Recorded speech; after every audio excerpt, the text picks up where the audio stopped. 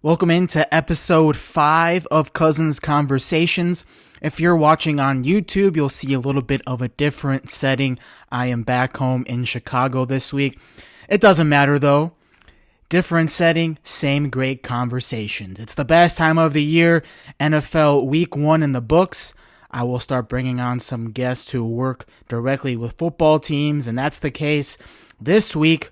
We're talking to another KU alum who works with the Jacksonville Jaguars. Without further ado, let's get right to the interview.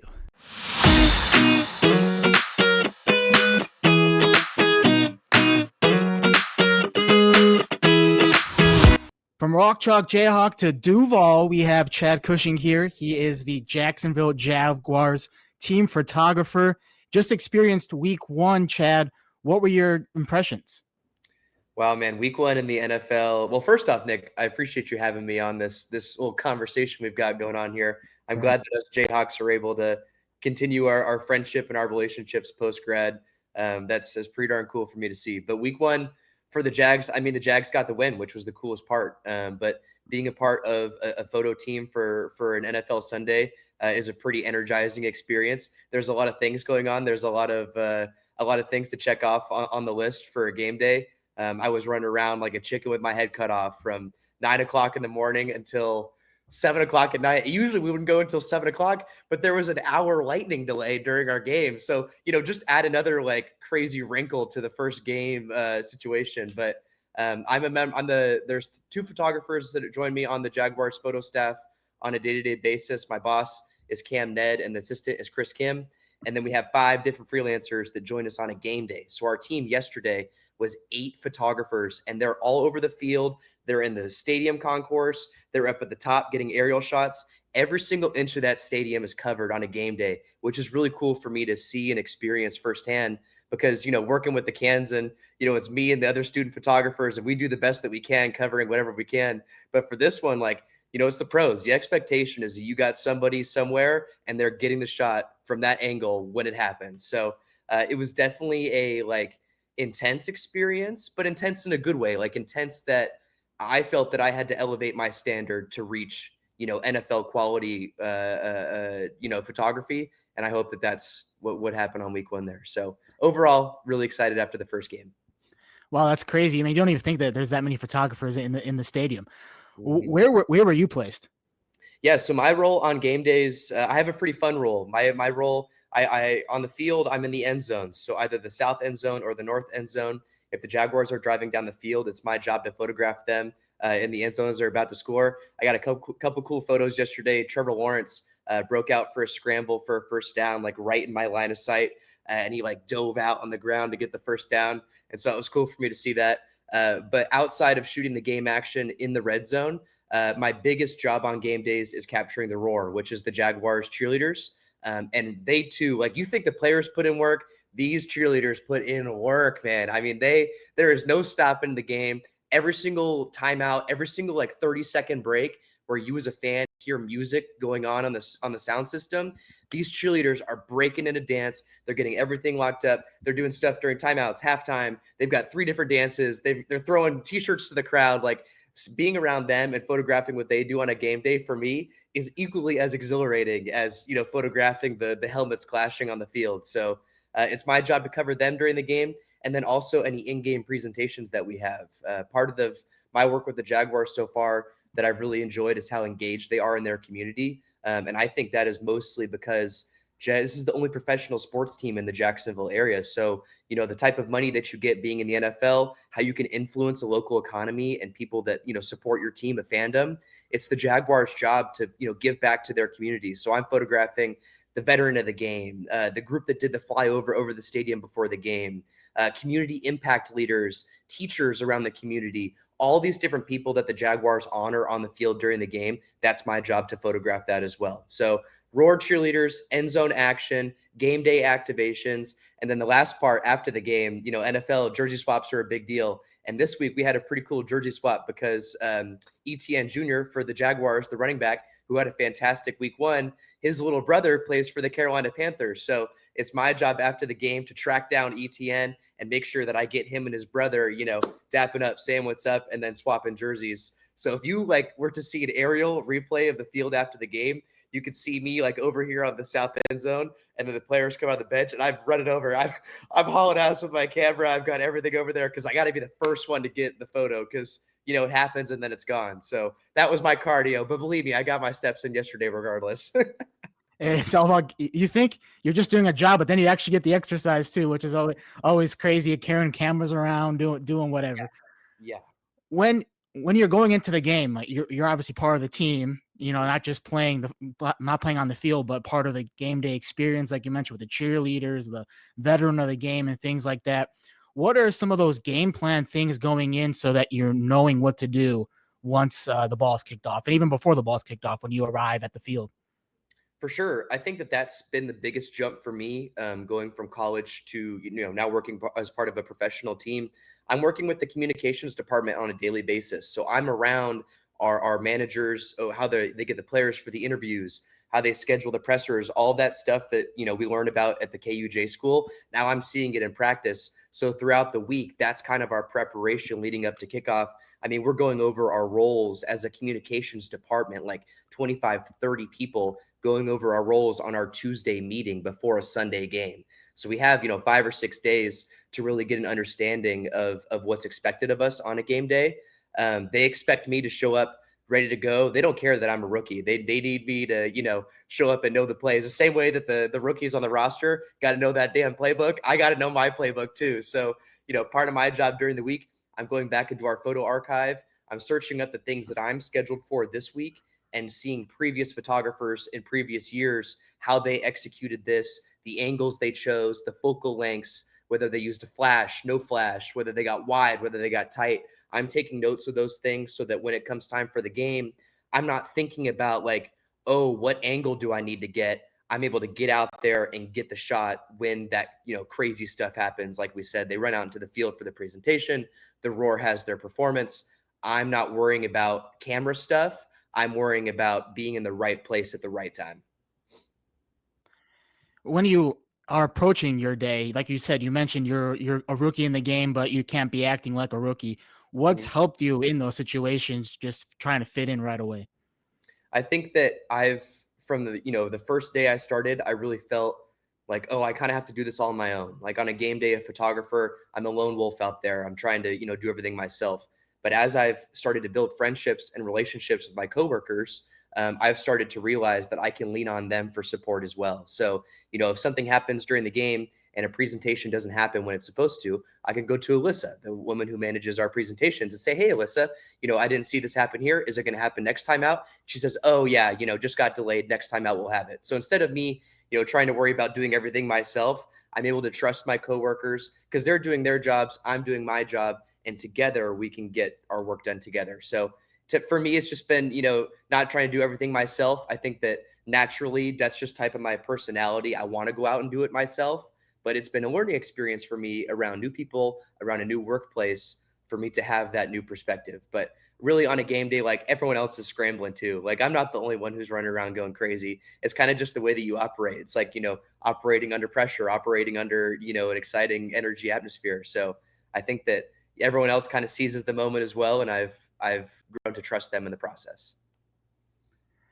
And you mentioned the J School and the Kansan. You were the photo editor for the Kansan. How did that experience? And you traveled around as well. You traveled around with the basketball team, the football team, things like that. Been in different cities, different locations. How did those experiences help you once you got into the professional world? Once I, was growing up watching KU sports, watching KU basketball, as every Kansas fan does, I think that I was going to school so excited to photograph the action that's on the court. And then as time went on at school, freshman year, sophomore year, junior year, senior year, I started to appreciate the things around the edges of the game a lot more. And that has been what's translated well into the professional world. Because as we talk about, my role isn't exactly game day action. Like that may be, yeah, you shoot for the Jaguars, like, oh my gosh, you must shoot, all the game day action. Not really, but there's a lot of other important things that are going on during an NFL game. The same way that I learned that throughout my time at school. I learned about the importance of the KU community. I learned about the importance of Lawrence as a city, as a group of people that support this school, that support this university, that show up and put butts in the seats for games. I learned that there's more to the sport operation than just what happens on the field. So that when it came time for me to work now post grad, I have that understanding of community, about the role that a team plays within a community. And now it's my job to capture that, all the stuff around the edges, the things that, really make me love sports. Now I get to do it at the NFL level. So being at a great school like Kansas with very passionate fans, a great history, those experiences helped prepare me for what it was going to be like on a, NFL Sunday with 70,000 people in the stands.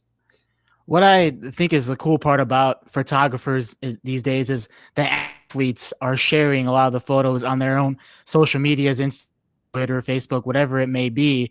And it creates a relationship between the photographer and the athlete. How have you dealt with that? Because with KU basketball being what it is, and those are a big spotlight. Now you're in the NFL, you have players like Travis Hunter, Trevor Lawrence, who are, top draft picks when they were coming into the league. How do you deal with that, like, professional relationship with the players and sharing your content with them? That's a great question. And I think that there's two different ways to look at it. The first way to look at it is if you're a media member on the outside looking in, so an external media member. When I was at school with the Kansan, I was an external media member. I wasn't internal with Kansas Athletics. So it's important for me to maintain a professional relationship with those players, because I don't want to step on the toes, on the feet of the photographers at the internal athletic department that are doing their jobs, making their photographs of the athletes, someone they see on a day-to-day basis. So for there, it was more of, being selective, making sure that I made the most of interactions I had with these athletes and created that kind of, business transactional relationship. Obviously, there's a couple athletes that you really just kind of click with, just human nature, somebody that you meet, your personalities get along well. I would say someone like Ochai Abaji, my freshman year, we really kind of clicked that way. And then that gave me the opportunity to photograph him at the NBA draft. So that's something where, as an external media member, I'm patient, I wait my time. And then when something pops up, an opportunity outside of, just KU hoops, I'm able to take advantage of that opportunity. The second way I look at it is now where I'm at as internal with the team. So the way I'm able to build trust with these athletes is by seeing them on a day-to-day basis. They show up for camp at 6 a.m. in the morning, and I'm there too at 6 a.m. in the morning, photographing them as they walk in for arrivals every single morning. So, me showing up every single day, being a positive person that they interact with, saying hello. We're sharing a dining hall together, we're sharing meals together. So, kind of having that, like, jovial, like, friendly tone, but also realizing, like, oh, they're doing their jobs, I'm doing my job. I think it's kind of a mutual respect now that we're at the NFL level. Whereas in college, it was kind of a little bit more loosey goosey, like on your own type deal. But I think it's been important for me to realize the difference between the two, because, I'm not going to be working for the Jaguars forever, and I might not be working internally for professional sport teams forever. May come a chance when I'm going back to a freelancer opportunity, but now I have the experience on being both sides. That's the value that I have for myself. That's an important key, right? Having that relationship, but keeping it professional. When I graduated in 2018 from KU, that was a Final Four team that ended up losing to Villanova, which is now the Nova Knicks. Jalen Yeah. Brunson, Bridges, those guys. But it was key, because in the locker room is the Final Four, like Devontae Graham. He's like, "What's up, Nick?" Important things like that. But they know that you have to, ask them the questions about losing. But you kind of build that relationship with them, and it makes it a little easier, and they'll give you, better answers than just, "Oh, that sucked," or, "Oh, Yeah. this blah blah blah." So that is in a very important relationship as well. You also not only were a photographer at KU, but you were involved with Playmakers, which, I mean, this will brag, but did start that show back when I was in college. Thank you, thank Hats off. Everybody you, has Dick right here. thank you. And you were a producer on that show, and you did some hosting as well. What did that side of sports and media teach you about photography, seeing the side, the behind the scenes side, and also in front of the camera? Yeah, I think that experience with Playmakers and in the J School overall taught me the importance of being a leader of your peers. I was fortunate enough to have the opportunity to be entrusted by my peers, people who are my age, people who are attending the same classes that I am, to lead them as a producer, to make sure that the team as a whole was going in the right direction, that we as a group could make a show that was, quality content, worthwhile watching, entertaining, all that stuff. So to, look someone in your eye, a friend of yours, and say, okay, I'm kind of your boss right now. Like I have to tell you what to do. I have to edit your script. I have to edit your package. That type of internal leadership was the most valuable skill that I learned when I was at KU, because even though I'm not in a leadership position right now with the Jaguars, that collaboration amongst coworkers is just so vital. I mean, you have to have that type of experience going into this position, unless you're going to be trying to catch up. And I haven't felt like I've had to catch up. I felt comfortable. I felt like I was prepared because of that experience with Playmakers at school. So outside of that leadership experience, I think that at school really made me seize the opportunity of being at KU, being in a community that had so many fun things going on, so many games to go and catch, so many watch parties to have with your friends. I think that really my role with Playmakers, we tried to make it more of not like a club, but a group that had some social elements to it. Like we did the fun mic'd up segments, and we did the intramural sports and the 5-on-5 basketball, like stuff like that. That makes me want to show up to the show, but it also makes me want to put in extra effort and stay late and get there early, because we know that if we work hard and we get our stuff done and we do our jobs and do it well, then we get to, celebrate that success afterwards as a team. And celebrating those accomplishments, to me, that's a big deal. That's something that I've carried with me after Playmakers whenever I've worked on other teams photographing. Like this summer, I photographed with Nike Basketball and Athlete AI on the EYBL circuit, the high school Nike basketball circuit. And when you're shooting a Peach Jam tournament for 2 weeks straight with 10 hours of basketball action on a day-to-day basis, you got to keep the vibes high. And when we had our team of photographers, like every single day, like, dude, great work. Like, I loved this shot, loved what you did here. That composition was great. Giving each other those boosts of energy, that confidence boost. And it's not like fluff. It's not like, oh yeah, like, good job, Nick, you're a great photographer. It's like actually being intent, having intent with the things that you're saying to your peers and your coworkers. And I went with the Jaguars and doing the same thing. I see something somebody makes, dude, so-and-so, you did a great job on this. Like, I really like how you sequence these clips together. I like how you, mixed in the audio and mixed it with the song at the end. Like, being attention to detail. Attention to detail is a big thing. And I'm just a big positive reinforcement person. And so being on Playmakers really helped me kind of set the tone for who I'm going to be once I get out of post grad. Who is Chad going to be as a member of a team? How can I support the people that are around me? And Playmakers was number one in helping me grow in that department.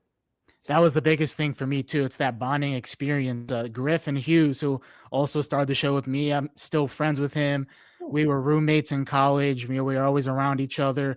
Everybody else who was involved in that show, I'm still friends with them, still talk to them. They're in the industry as well, so we can feed off each other. But what I really enjoyed that you guys did differently with the show when you were there, we create all these different like little segments, like you mentioned the intramural sports, like the mic'd up things. It kind of brought out more of your personality, show more of your personalities, and just posting videos about, oh, this is my opinion on KU football, or things like that. I really enjoyed that.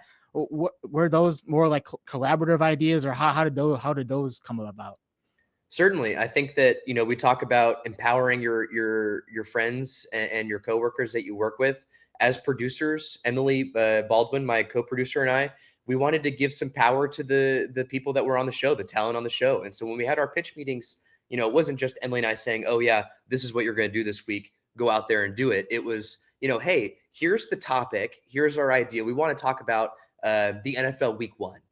Let's talk about a couple different storylines. We could talk about, this part of it, that part of it, that part of it. And hey, how can we interpret that? Do you want to make this a more casual segment? Do you want to talk about it in a more statistical reporting manner? So opening up those conversations to the floor, opening up to the people who are on the show. I mean, these people have incredible ideas. They're talented journalists for a reason. They're on Playmakers for a reason. So it's important for Emily and I to take those ideas in and hear what they're saying. We hear what they're saying. We kind of say, oh, that's a great idea. And then as producers, I'll roll as leaders as to give them that direction once we hear that idea. So we kind of see where their angle is coming from. We offer our opinion, our angle, and then collaboratively, we make the segment from there. So I was always impressed by Emily's ability to to think creatively. Someone would pitch out an idea, like a very broad idea, and Emily was able to pick out like that one thing that was in that pitch that really stood out, that really had potential for a segment, and then, motivate that person to go after that part of it, to research that part of it,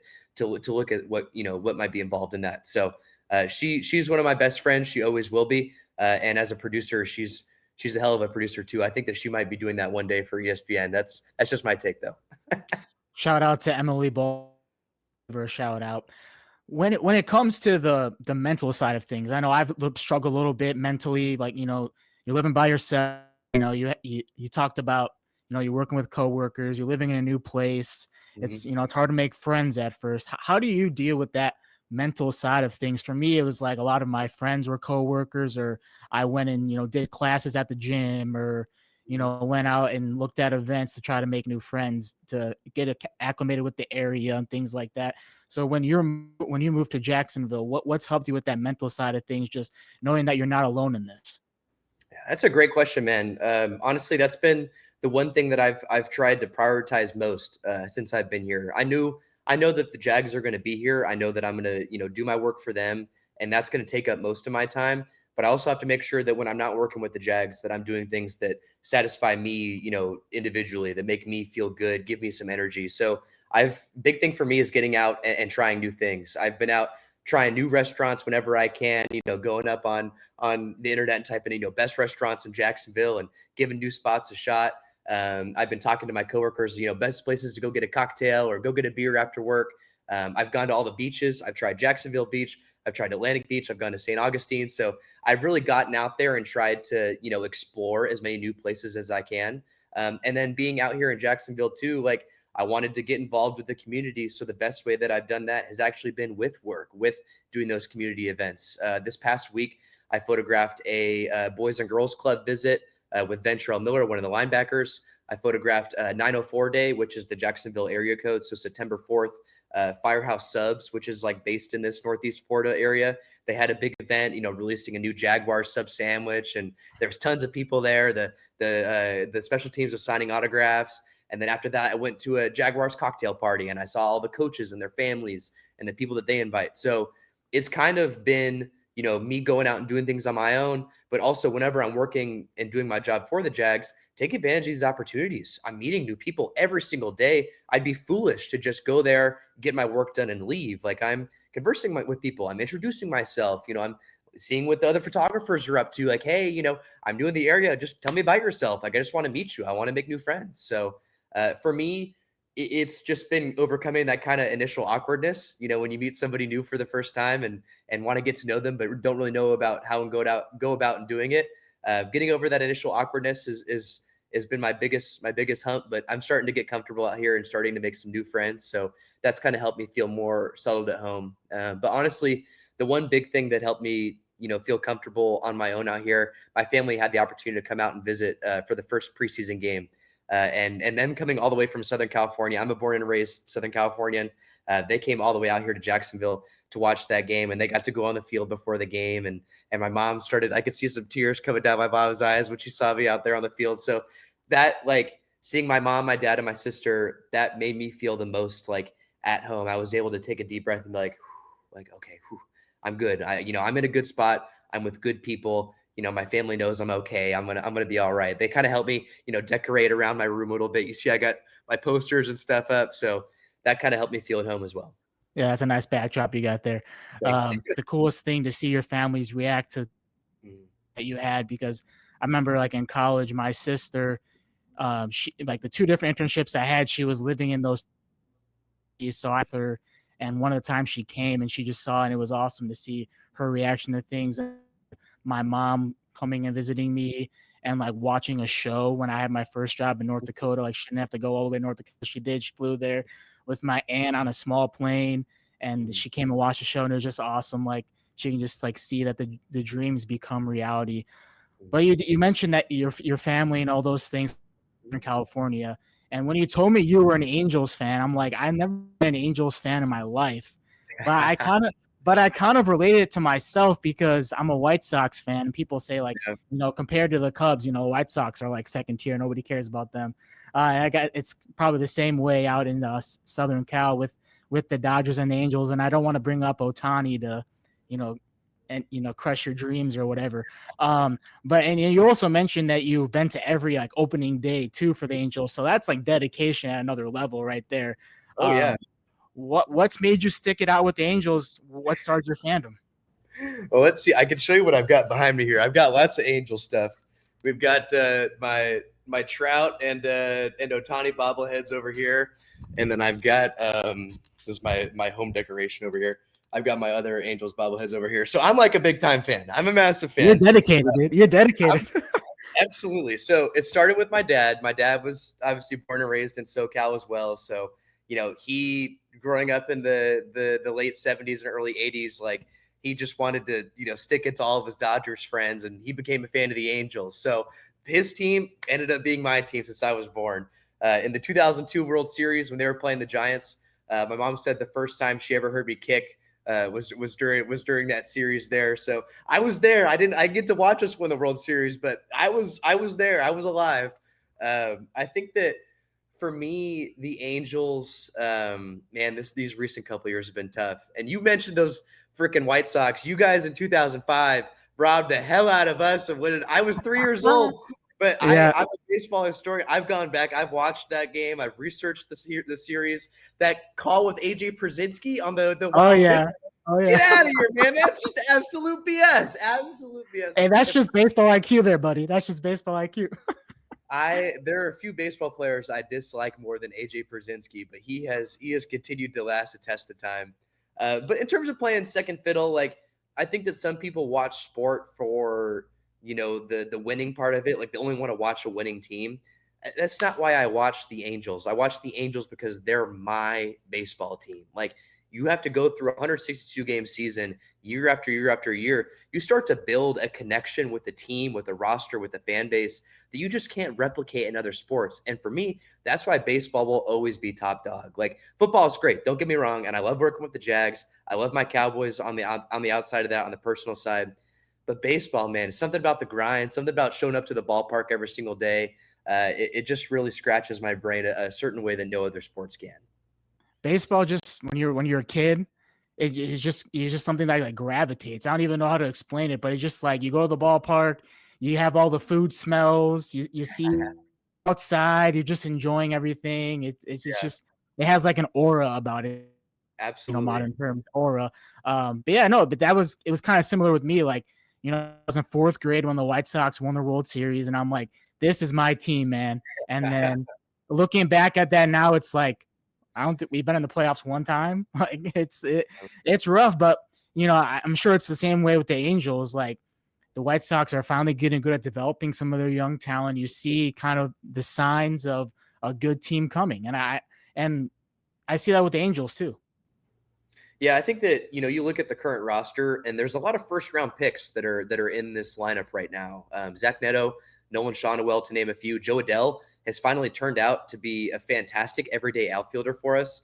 That was really one that I thought Joe Adell was done. I did not have any optimism for Joe Adell, and this comes from somebody that watches as much Angels baseball as anybody else in probably the state of Florida. But Joe Adell, I think he hit his 34th home run last night. He's over 80 RBIs on the year, like really having a productive year. And then, we're just kind of waiting for those pitchers on the pitching side to come around. That's always been the big deal ever since, Jared Weaver kind of wrapped up and CJ Wilson was done and Irvin Santana was done. Like you look back at those 2000s Angels teams that won, 3 straight AL West championships in 07, 08, and 09. They won the AL West in 05 as well. Went to the ALCS and played the White Sox. Those are some really good Angels teams there in the 2000s that were built around homegrown pitching. And that's kind of what we've been lacking on. But I'm hoping that, this year we invested a number 2 overall pick in a pitcher, Tyler Bremner from UC Santa Barbara. Hopefully that's something that ends up working out for us. We get a top dog ace that can go out there and give us, 175 innings and strike out 200 guys a year. That's the goal. That's kind of what we're missing right now. But in terms of hitting the hell out of the ball, I mean, I think the Angels are 3rd or 4th in majors and home runs this year. So that's improvement. That's something to be optimistic about. So yeah. And you know who's first since the All-Star break in home runs is the White Sox. Is it? Are they actually? I didn't know that. Yeah. Coulson Montgomery, you talked about Joel Adele just crushing the baseball. Coulson Montgomery, 17 home runs since the All-Star break. I mean, that's crazy. He made his debut on July 4th.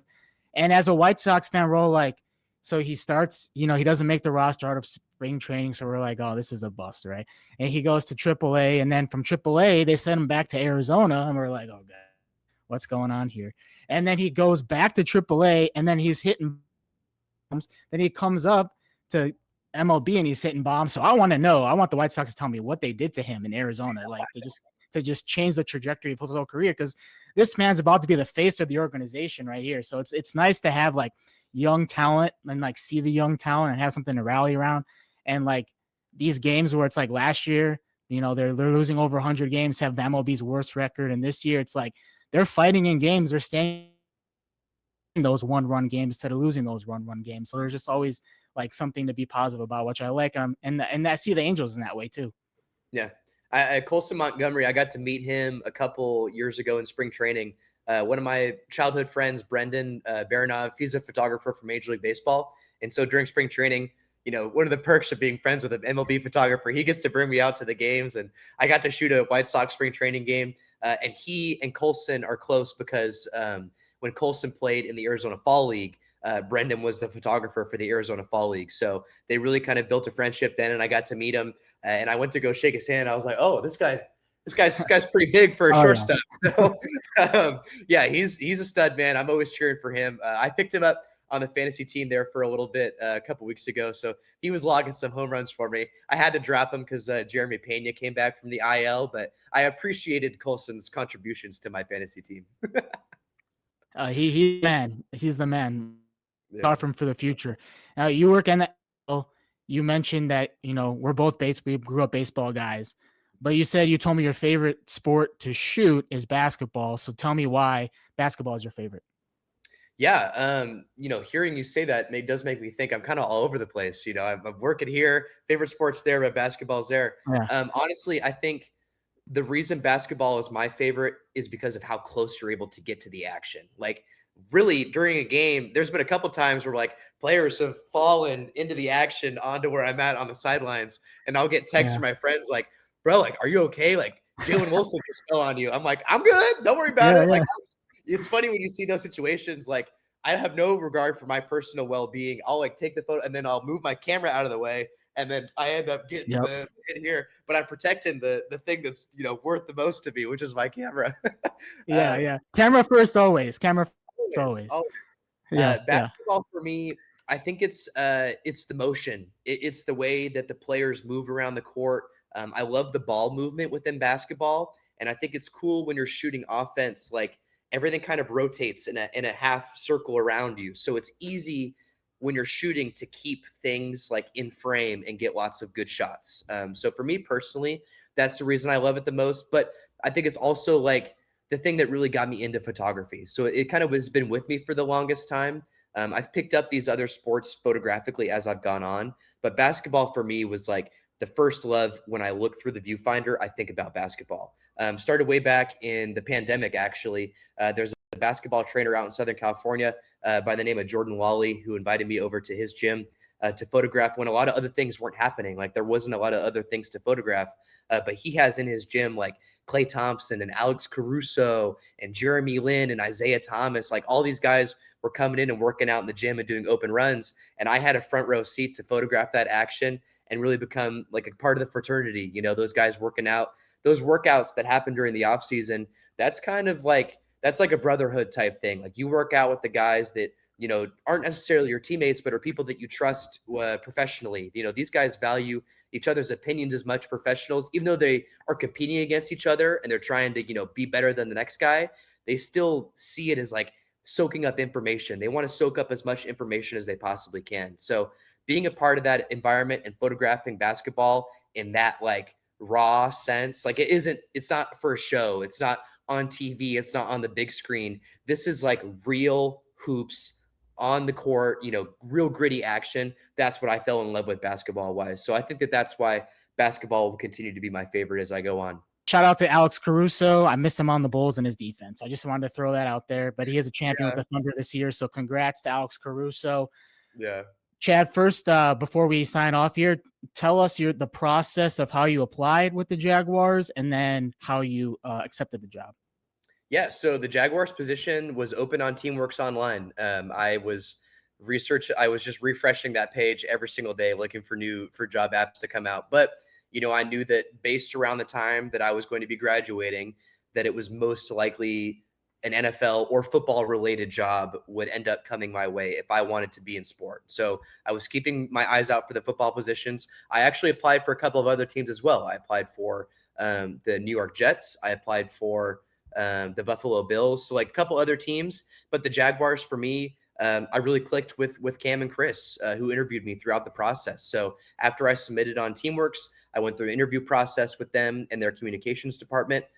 It was a 3-step interview process. The first one was kind of more general questions. The second one, I kind of had to answer more like HR, PR type stuff. And then the last one was like a final interview with the whole entire communications department. The second step and third steps of the interview, I met with different people in the foundation and communication side, because now I know like these are the people that I'm working with most on a day-to-day basis. The photo team is great. We have our group together and we do our thing, but most of the work that I'm doing is out in the community, out with the foundation, out with the donors, with these people who work at other steps of the organization. So my interview process, I had to make sure that I appealed to those different types of the organization that I was going to be working with. If anybody's watching this that is looking to apply for a job in sports media as they go forward, know that, the job description might tell you one thing, but what you're actually going to be doing encompasses a lot more than just what happens on Sundays, for example, with the Jaguars.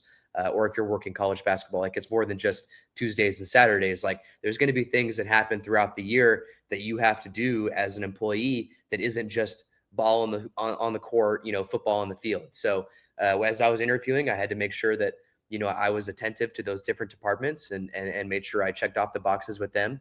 And then after my third interview, they let me know that I was down to the however many final people that were going to be there, and just to stay tuned for it. And man, I was a nervous wreck those 2 or 3 days. I'm not gonna lie, I was a total nervous wreck. I didn't want to put too many eggs in the basket. I thought I put myself out there well. Like I was really pleased with how I did throughout the interview process, but you never know what anyone else is going to think. So I was just keeping my fingers crossed. I was not trying to jinx anything, but thankfully it worked out well for me. And working weekends, that we're working weekends because that's when all the sporting events Exactly. are and people are Yeah. watching the games. We're at the games. Yeah. A little forward thinking. It is week 1, so you have a lot more games left. What are you looking forward to as the season goes on? Oh man, so many things. Let me see if I can name a couple. The first one I'm looking for is for the weather to cool down. 100%. The Lawrence summers, man, those are pretty tough. But these Florida summers, these training camp days, man, we would get out there and I'd have to set my camera gear outside on the turf for like 30 minutes because it has to defog. It has to get used to the humidity that's Yeah. out there. So that was a new thing for me. I never had to defog my camera equipment before. So number one, I'm looking forward to the weather cooling down. Number two, I'm really looking forward to like investing into a season, because I think that working in sport, like us sports fans, the narrative of how a season goes, the ups and the downs, the ebbs and the flows, that's what makes it so fun. Like if you knew before the season started how it was going to end, you wouldn't give a shit during the year, because you already know No. how it's going to end up. So that's part of the fun part for me about working in sport, is the unpredictability, is like, oh my gosh, like what's going to happen? I have to make sure I'm prepared for whatever's going to happen. However, this team season goes, I have to make sure that I'm ready to capture no matter what, win or loss. But I'm looking forward to like investing myself into a team for a season, like kind of feeling the successes, feeling the losses, but knowing like we're putting in our work no matter what. We're putting in the hours. We're here at the facility day after day after day, just like the players, just like the training staff, just like the coaching staff. To me, that type of investment, like you can't get that working somewhere else. Like that is a in sport type feeling that you can have. So I'm looking forward to those most. And I'm also looking forward to a couple of the different themes that we have throughout the year working in the NFL. Like I know next month, October, is all about Crucial Catch, Cancer Awareness Month. Like a lot of the work that I'm going to be doing is related to Crucial Catch. We get up towards the holiday season. I'm looking forward to going out in the community during the holiday season and seeing how the Jaguars can influence a community, a Jacksonville community during a season of giving. I'm looking forward to the My Cause, My Cleats campaign. That's something that I get to do personally with the Jaguars. That photo project is all on me. So it'll be cool for me to, kind of see all the custom cleats the players get to come on in with their charities and their foundations. It's my job to photograph those and put that out in the Jacksonville community. So lots of different stuff. But honestly, man, like I'm trying to take it one day at a time. I know it's kind of a cliche answer, but this is my first job post grad. Like I really don't have much experience to lean back on. So I'm trying to make sure that each day I'm soaking up as much information as I can, but I'm trying to be like take a deep breath at the end of the day. Like, dude, like you're working in the NFL. Like, this is pretty cool. Like, I don't mean to give myself a pat on the back, but like, just make sure that I give myself that self-love, like that personal positive reinforcement of like, dude, like you're here for a reason. Keep on putting in the work every single day. Keep on getting better, and good things are going to happen to you. Yeah, sometimes you just have to take a deep breath and look where you're at and what you're doing and just be thankful for the position that you're in. That's Yeah. great advice, and that's a great mindset to have. Chad, when we're going to see all your work, so where can people see it at? Yeah, people can see my work on my Instagram at Cushing Creations. I post most of my work there after the Jaguars games. But if you want to see my work like on a day-to-day basis, check the Jaguars pages. Odds are, if you see something posted, I had something to do with it at some point. I know today I photographed the pressers, so every single time you see like a thumbnail for a press conference, that's my photo. If you look on the photo galleries on the Jaguars page, you can see like underneath it says like Chad Cushing, Jacksonville Jaguars. So a photo that's mine will have my name on it. I know that we just posted our gallery from yesterday's game, and I got a lot of great fan shots on there. So yeah, if you're stopping by the Jaguars website, give it a look, and odds are I'm the one who shot it. Or Trevor Lawrence or Travis Hunter Instagram post could be your photo as well. That's right. That's right. Chad, thanks for hanging out with me on Cousins Conversations. Thank you, we'll Nick. see you. We'll see you next week on the next episode. If you enjoyed this conversation, don't forget to subscribe and drop a comment. Have a great week, everybody.